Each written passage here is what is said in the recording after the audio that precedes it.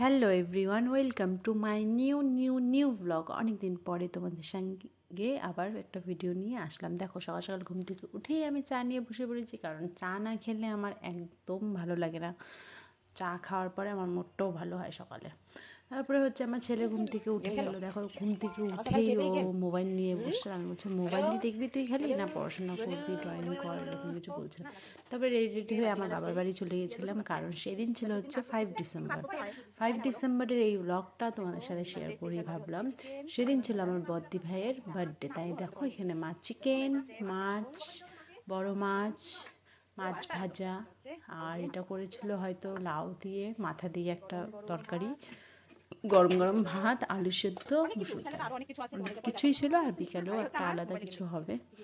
তো এখানে দেখো, আমার ছেলে কি যেন আমাকে বলছিল, যাই হোক। তারপরে দেখো, এখানে মা দিদির জন্য আগের দিনই গরম মানে পায়েস বানিয়ে রাখছিল। গুড়ের পায়েসটা এত ইয়াম্মি হয়েছিল কি বলবো। তাই ভাবলাম তোমাদেরকে একটু দেখাই পায়েসটা।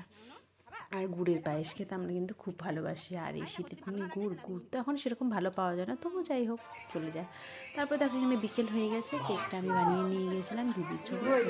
কেকটা ওরা খুব পছন্দ করেছে। তো এখানে দেখো, আমার ছেলে আর আমার ভাগনা, ও দুজনকে নিয়ে ফটো তুললো, ভিডিও করলো।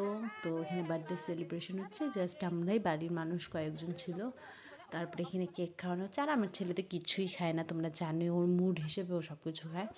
তো যাই হোক, কেকটা খেলো না ও। তারপরে এখানে সবাই দেখো না, আমার দিদিকে আমার ভাগনা কেকের ক্রিম লাগিয়ে কী করেছে। আর এগুলো তো চলেই, তাই না বলো। তারপরে এখানে ওদের দুটোকে, তিনজনকে ফটো তুলে দিলাম। আর এখানে আমিও তুললাম, কিন্তু আমার ফেসটা আসেনি। যাই হোক, তারপরে হচ্ছে এখানে হচ্ছে আমি দিনের বেলা আমার বরদিকে খেতে দিয়েছিলাম সাজিয়ে একটু। তো দেখো, এখানে ও কী খেয়ে খাচ্ছে। ও একটু বাজার গিয়েছিল, তো ওর খেতে খেতে একটু দেরিই হয়ে গেছিলো। তো দেখো, একটু লজ্জা পাচ্ছে, ওকে একটু সাজিয়ে দিচ্ছি দেখে। যাই হোক, বার্থডে বলে কথা, তাই না বলো, একটু তো স্পেশাল ফিল করাতেই হয় বলো। আর এখানে অনেক কিছু হয়েছিল, সব কিছু মা বানিয়েছে জন্য। আমি জাস্ট খেতে দিচ্ছি সাজিয়ে।